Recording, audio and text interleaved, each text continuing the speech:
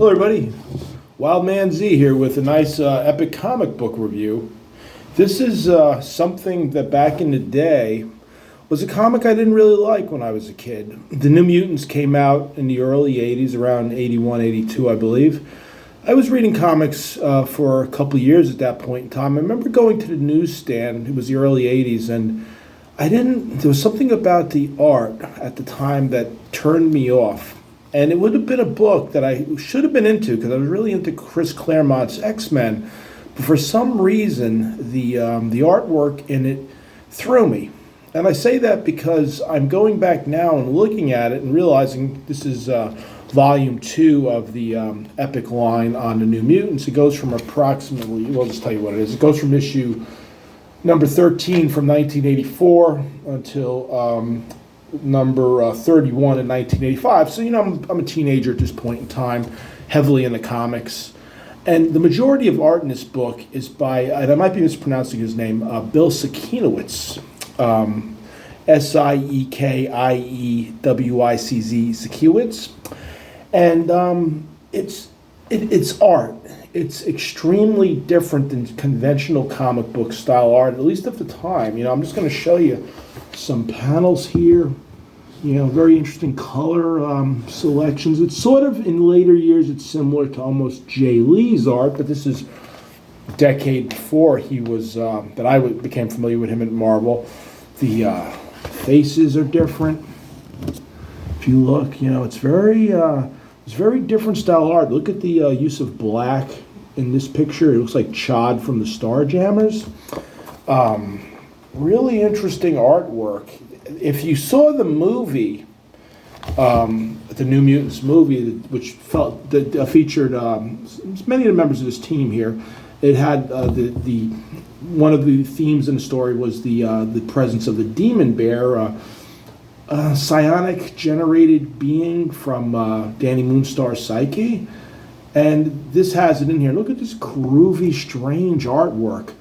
And as a middle-aged man now, and mature, I guess, I really like it. But back when I was 16 or 17, it threw me. It threw me for a loop. If I had came onto the book earlier in the run, it's very conventional comic book art. It's one of the Buscemi's. This is Sal Buscema. You can tell he's a slightly different style than John, and it's a very classic make mine Marvel type of style. You can, and I like it. That's what as a teenager, what I really liked. You can see the the Buscema type or Sal Buscema type artwork here. It's beautiful. But I didn't. I guess when I saw it, I remember being really taken aback by the artwork, and it must have been this gentleman, Bill Siekiewicz, and hopefully I'm saying his name somewhat correctly. But in retrospect, I don't want to say I missed out because people change over time, but I'm so glad I found this epic of it because I'm really appreciating it. It's already kind of dogged. I did buy it used, but I've been reading some of these stories 2 or 3 times, and I usually read it lying in bed, so I fall asleep on it sometimes and so forth. That's okay. It's just a trade. But I really, really like these stories. The writing is great, and I really love the artwork. Look at this perspective shot of the giant claw of the Demon Bear coming on. So I'll just talk really briefly the characters and so forth. This is the main cast here. It's mostly a female squad. We have Cannonball on the team. He was in the movie. Also not shown as Sunspot. I guess they just didn't fit him in on the book. Danny Moonstar is she's like co-leader of the team along with Cannonball. And that's Illyana Rasputin, Colossus' sister. Of course, he shows up once in a while. The X-Men tie in with this, of course. This is Rane, the wolf character, Wolfsbane. And over here was a character who was just introduced to the book around the time of, right around when it starts, and that's a Magma, who's she's some sort of, I don't know her backstory, but she's from ancient Rome. Somehow, some aspect of ancient Rome was preserved into the modern time, and she speaks kind of like, we picture ancient Romans speaking ye old English, but, she speaks sort of in an antiquated fashion and so forth. And like I said, the other member of the team is Sunspot, And then later on in here, I'll show you some pictures of him, and this is right up the alley of this Sakinowitz artist. We have this really strange looking being here that's Warlock. He comes in about midway through the book. He's never a villain, but he's misunderstood early on. Warlock is he's a techno-organic being, and he can basically touch a living thing, turn it into a techno-organic type of device, drain its energy, and just falls apart. So, he goes around and might do that to an animal or potentially human, because he doesn't know better. And but they quickly realize that he's highly intelligent, and they begin developing a character quickly. What I love about this is here's showing you the cover and some of the art here. You see this really gripping, strange black background artwork. Heavy use of black by this artist. Other artists have done as well, like Gene Colan, but this guy has a style all of his own. His covers were notable. Here's one of his older covers.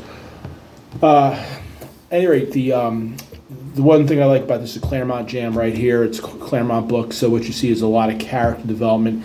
Some of the younger readers may not like the wordiness of the book. I like that. I like thought bubbles. I like character development. I like ever-changing characters and a lot of team dynamics. And, that's what Claremont excels at. In terms of villains in here, well, the Demon Bear is kind of a psionic villain, if you will. We also run into Emma Frost, is wholly evil at this point still. She's still she's got something for mutants, but she's generally using evil ways. We run into her Hellions, and then we're getting into now with Hellfire Club proper. It's actually recruiting the father of Sunspot into their inner cadre. So, again, really, here's some more groovy covers. Here's another groovy Sakinowitz type cover. This dude was, it looks like Legion on the cover there with Warlock. And I'm not sure if that's Cannonball. We have an introduction of a whole bunch of cool characters in here, like Lila Cheney's in here. There's a lot with the Limbo characters, like Sim through Ilyana Rasputin as Magic. That's a big side story. Ilyana Rasputin has recently gone to Limbo. She comes back from a child into a teenager.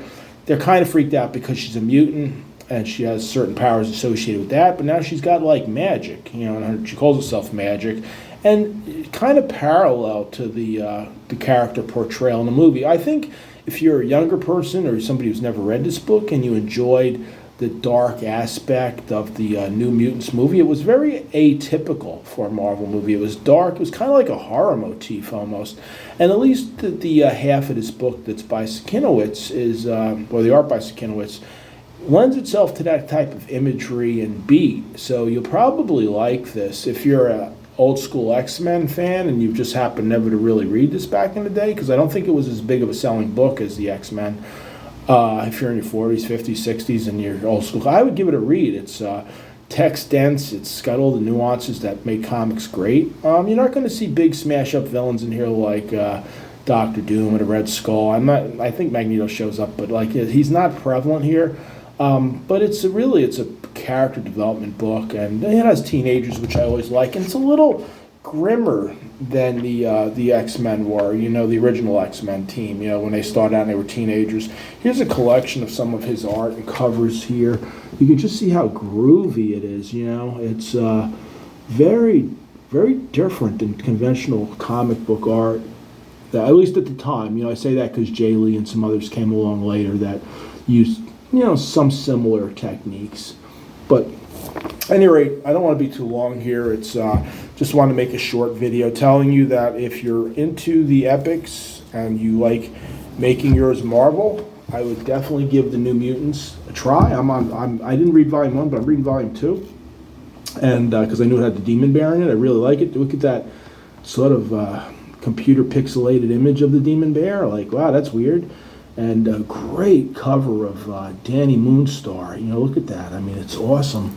Beautiful. I think I saw something like that. I forgot which issue it was. I remember being in Genovese where we used to get comics and just being flipping through it and saying, "Oh, what the hell is this?" Like putting it down and getting to Defenders or something.